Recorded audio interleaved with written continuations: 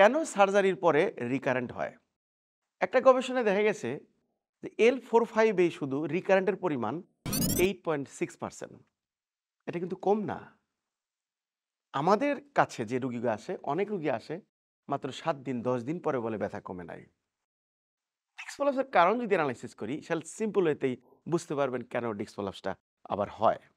Firstly হচ্ছে যদি disk প্রলাপসের কারণটা আনইভেন প্রেশার অন দ্য ডিস্কের কারণে হয়, দ্যাট মিন স্ট্রাকচারাল প্রবলেমের কারণে হয়।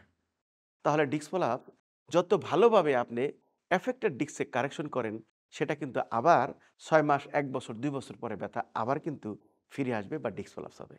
আনইভেন প্রেশারটা কি দর্শক? সেটা নিয়ে একটু কথা বলি। কিছু মানুষের জুতা হাঁটতে গেলে এক পাশ ক্ষয়ে যায়। ঠিক এরকম এই আনইভেন প্রেশারটা অনেক ক্ষেত্রে যখন সার্জারি করা হয়, অ্যাসেসমেন্ট না করেই যদি সার্জারি আমরা করি, এফেক্টেড ডিস্ক কারেকশন হলো, কিন্তু টোটাল যে আনইভেন প্রেশার সেটা কারেকশন হলো না। যার পরিপ্রেক্ষিতে রোগী ৬ মাস হয়তোবা ২ বছর, হয়তোবা ১ বছর পরে আবার ব্যথা ফিল করে।